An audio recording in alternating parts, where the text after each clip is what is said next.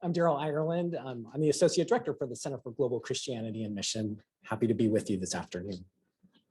The Chinese Communist Party is well known for its propaganda posters.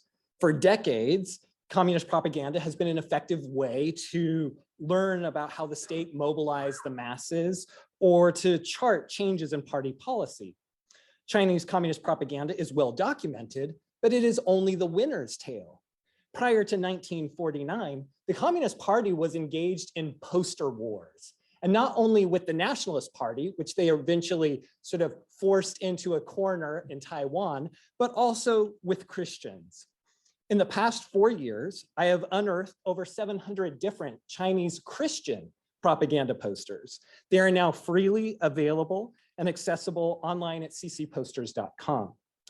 They reveal that Christians competed aggressively with communists and nationalists to 救国, to save the nation.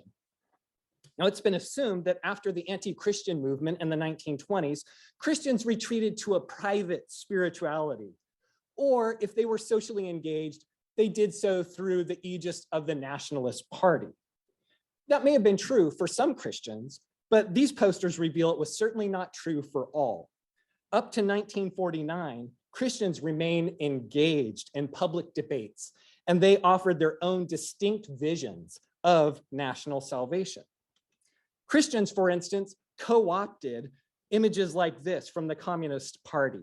In the 1920s, communists had begun to draw masked figures, using them to help people see that behind Christian schools, hospitals, and experimental farms lurked monstrous intentions. Missionaries, so the communist propaganda went, wanted to bind and capture China, enslaving the nation with their superstitious doctrines. Chinese Christian artists, on the other hand, borrowed the iconography of a masked figure, there in the back, but put it to different use. China was bound and enslaved, but it was not by religion. It was gambling, alcohol, prostitution.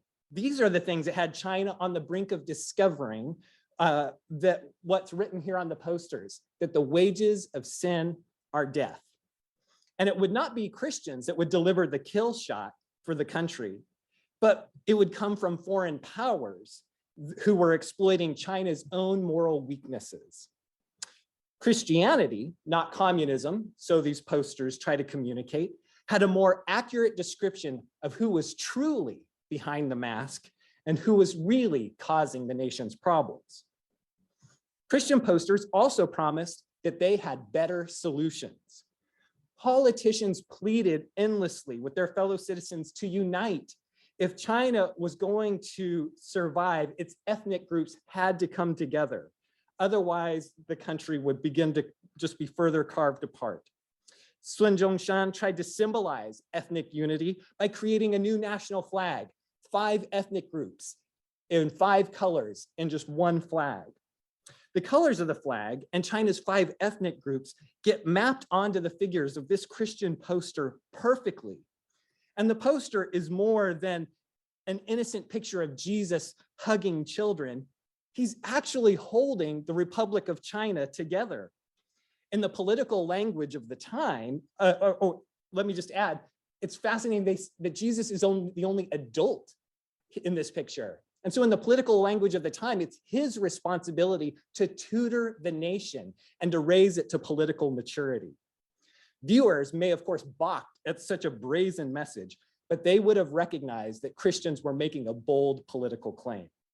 Of course, Christian propaganda did not defeat communist posters or their guns, but for a quarter of a century, Chinese Christianity and Chinese Christians displayed an alternative way to save China. And we should pay attention. Communist China has suppressed civic alternatives, but these posters remind us that there is more than one way to imagine China being a strong and modern nation. Thank you.